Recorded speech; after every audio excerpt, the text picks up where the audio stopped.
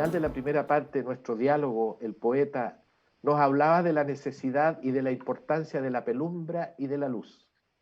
Que la penumbra era el modo o el momento en que podía uno observar, mirar más allá de lo inmediato, no obstante la importancia de lo inmediato. Y la mirada más allá de lo inmediato, nos decía, es lo que permite después de la penumbra alcanzar la luz, alcanzar la verdad, alcanzar el conocimiento. ¿Podría explicarnos un poco más, desplayarse un poco en eso, poeta, dada la importancia que tiene, al parecer, con la falta de luz que la humanidad tiene en este tiempo? Claro, en el fondo, y brevemente, porque daría para un buen rato, por eso yo me había entusiasmado, disculpen la vehemencia, Somos pero pasión también, somos pasión también. sí, claro, claro. Pero es la luz, es la que devela la verdad, de la que forma parte también, pero es la que se lleva, diríamos, los pergaminos. Entonces, cuando la oscuridad y la penumbra también cumplen su función, sin ello la luz no sabría qué alumbrar. Y de hecho, eh, está estudiado por los científicos y científicas de ya hace mucho tiempo que, bueno, la luz vaga en el universo. Y entonces, si nosotros buscamos la luz, me pregunto, ¿qué hace vagando en el universo la luz? ¿A quién busca? O quizás el ser humano es el que tiene que buscar la luz, y la luz está allí.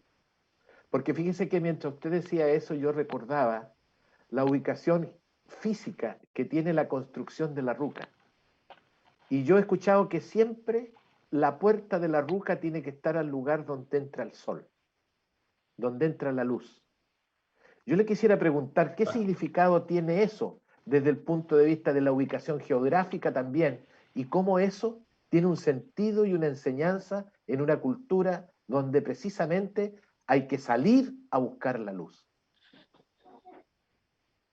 Claro.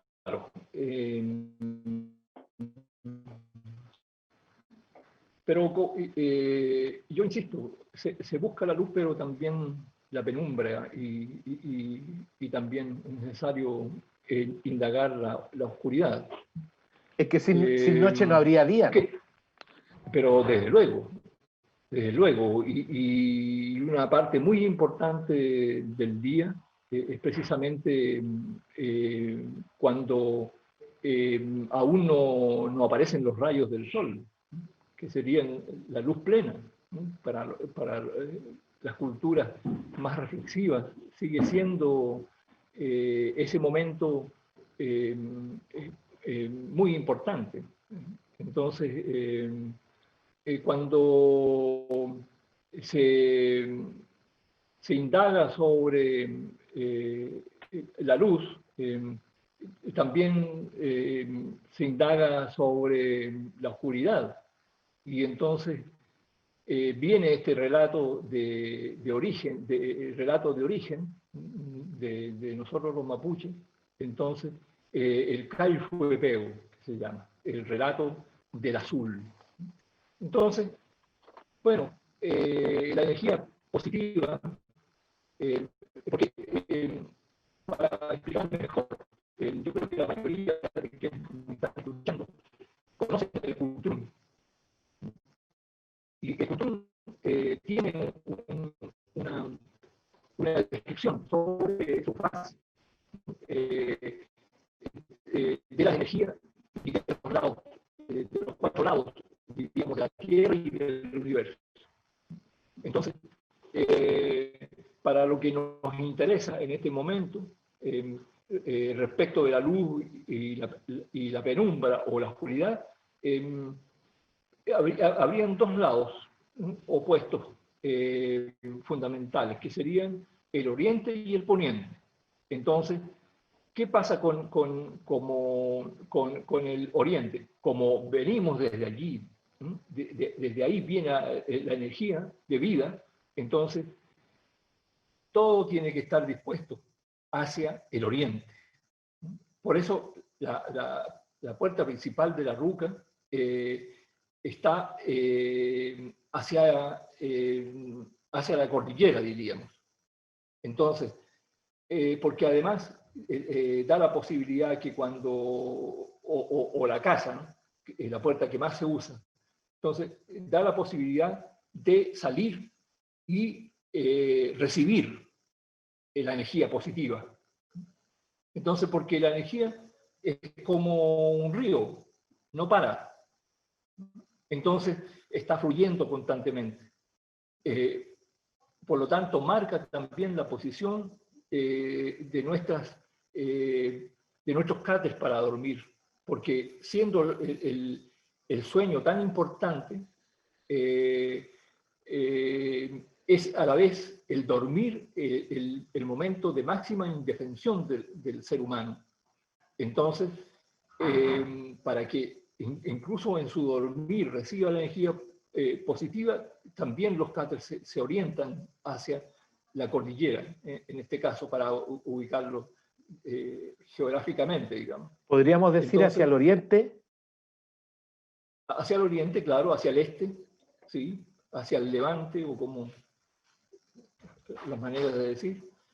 Y entonces la positividad está de manera más caudalosa, diríamos, porque tomando en cuenta que somos una dualidad, o sea,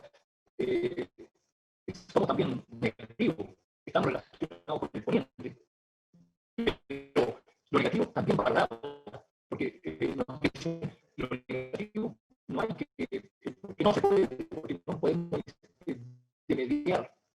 Lo negativo es la memoria que nos recuerda sobre qué tenemos que levantarnos.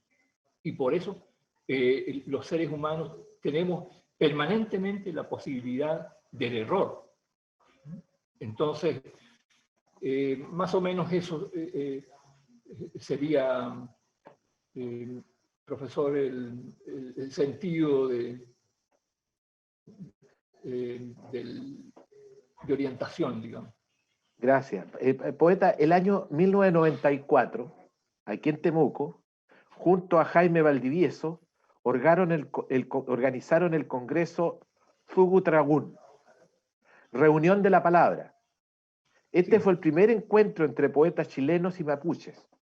Ese mismo año, usted recibió el premio del Consejo Nacional del Libro y de la Cultura por su poemario De Sueños Azules y Contrasueños, que más tarde sería publicado por la editorial universitaria. Pero fíjese que en varios momentos de nuestra conversación, de alguna manera, ha estado presente la idea, el concepto de alma. Sí. Puesto que la palabra alma es tan importante y ha tenido, yo diría que en la cultura occidental, un cambio de significado. Esta palabra en la cultura occidental para la teleaudiencia la encontramos básicamente en los griegos clásicos. Los griegos clásicos, ellos hablaban de la palabra alma, la que anima, la que mueve, la que entrega la energía al movimiento del cuerpo. Y esa palabra ha ido cambiando, ¿no?, en el transcurso de los años un poco su significado. Desde hablar del alma, hablar de la psiqués después, hablar de la mente y hoy día hablar de la conciencia. Entonces, cuando se dice que alguien está enfermo del alma, está enfermo de la conciencia. Pero a mí me gustaría que usted nos comentara, poeta, por qué le imprime a la palabra alma en su creación literaria una importancia tan alta. Bueno, ahí porque bueno, somos una diversidad también como cultura mapuche. Entonces, por lo menos en lo que yo conocí y estoy conociendo,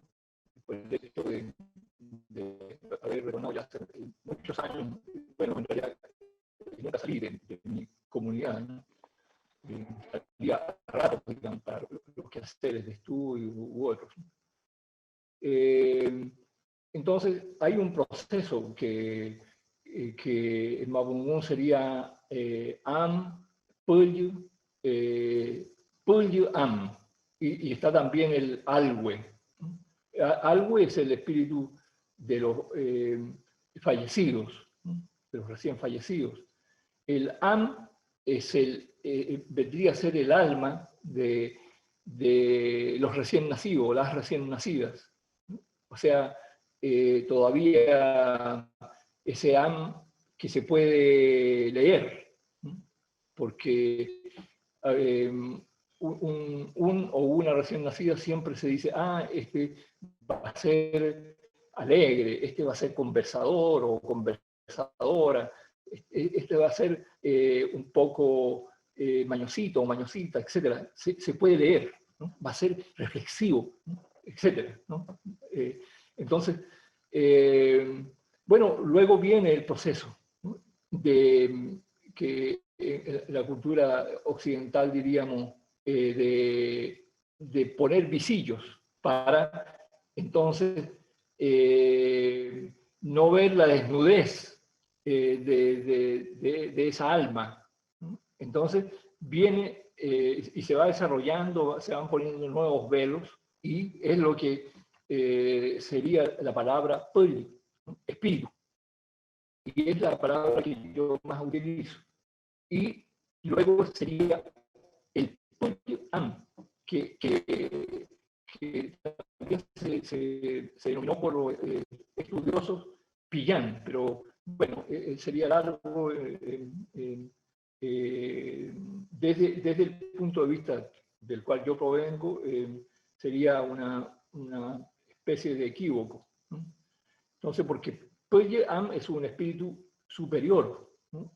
Porque tiene ya el desarrollo del Pöye, ¿no? Un Pöye completo, diríamos, y a la vez es el Am, es una persona que ha alcanzado tanta sabiduría que también su espíritu se puede leer como si fuera un recién nacido. Y entonces así a una persona mayor con sabiduría, anciano, anciana, también se puede leer su rostro porque tiene tal desarrollo espiritual que se saca los visillos, no los necesita. Hay que descorrer el velo, develar. Sí.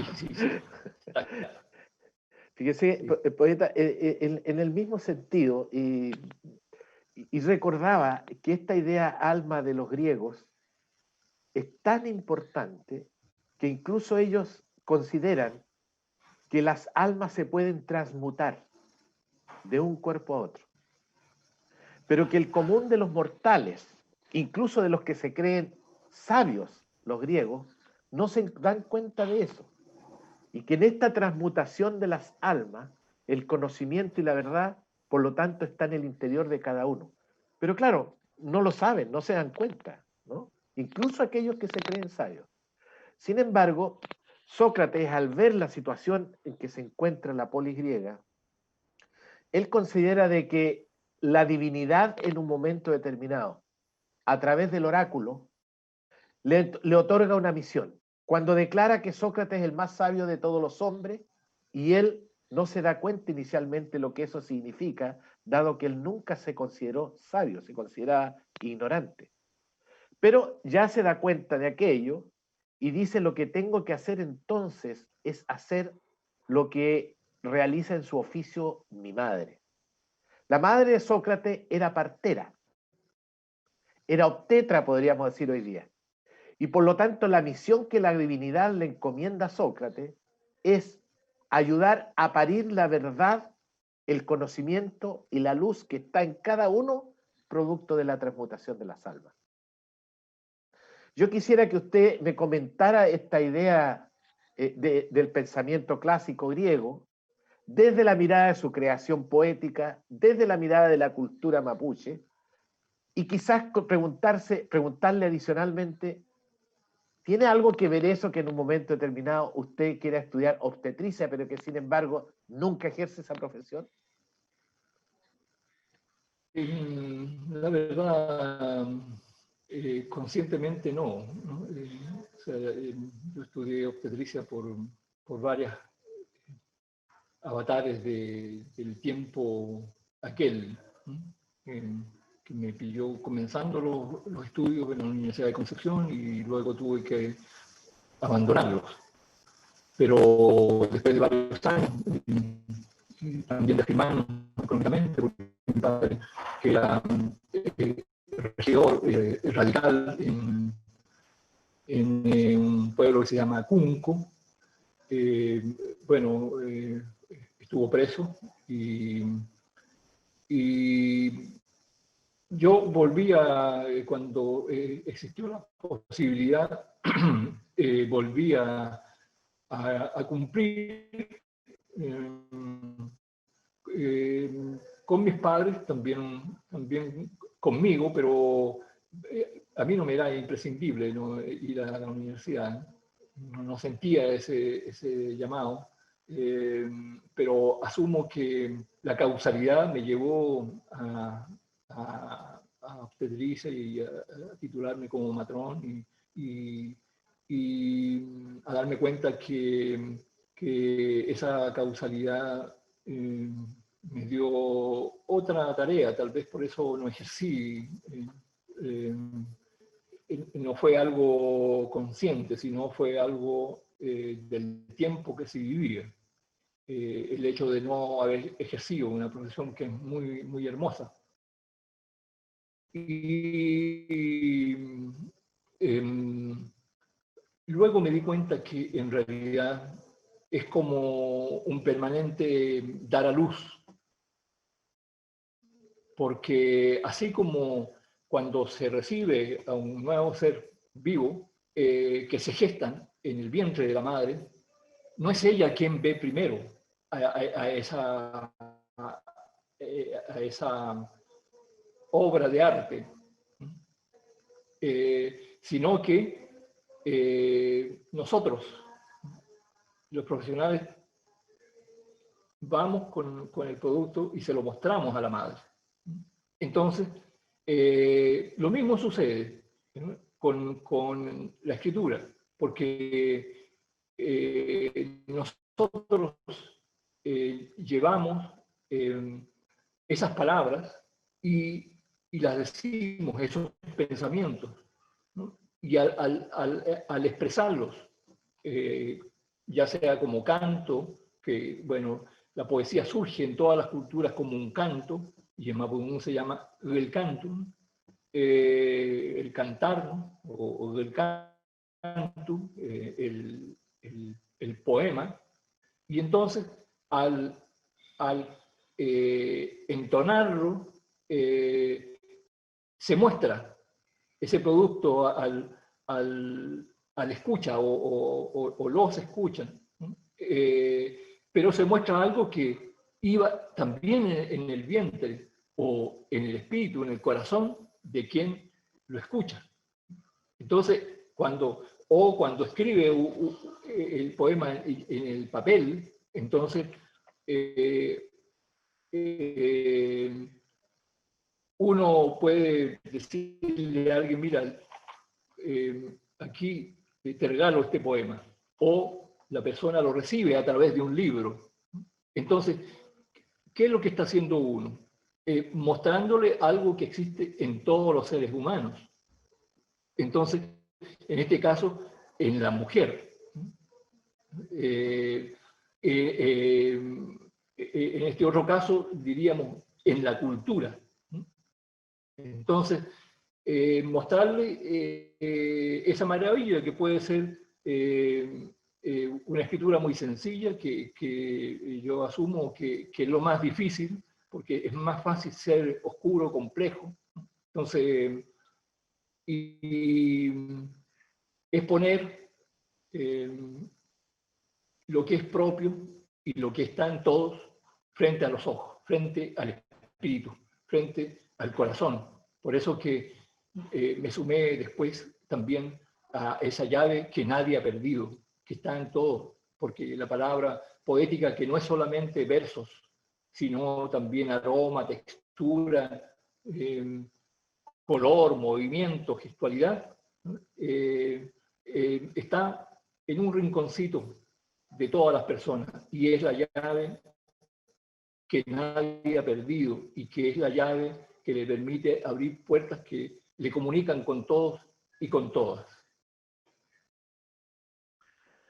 Se dice que el arte en general, y en este caso la poesía, es un modo de explicar la realidad, así como la ciencia es un modo de explicar la realidad, así como la religión es un modo de explicar la realidad, así como la filosofía es un modo de explicar la realidad.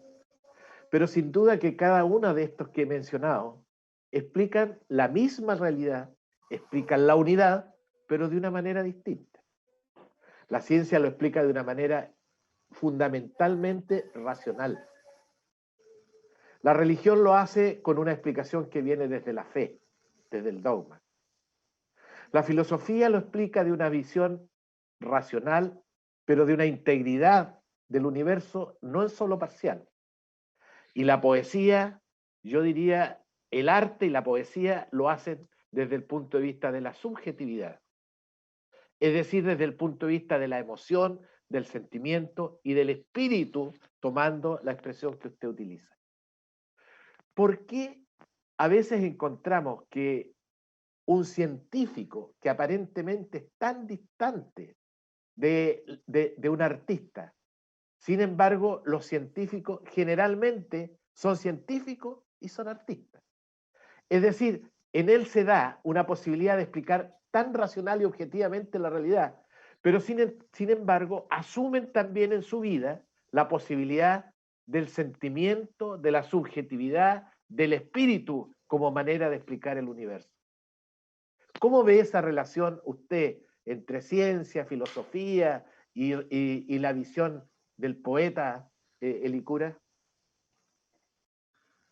Yo creo que todas ellas son formas poéticas, porque si pensamos, por ejemplo, en la ciencia, ¿cómo explica su idea matemática, ¿no? El científico, el matemático? ¿Cómo si pensamos en las grandes teorías acerca de la química o de la biología, son enunciados poéticos, porque son muy claros y buscan la síntesis. Entonces, el asunto es que el arte en general y la poesía en particular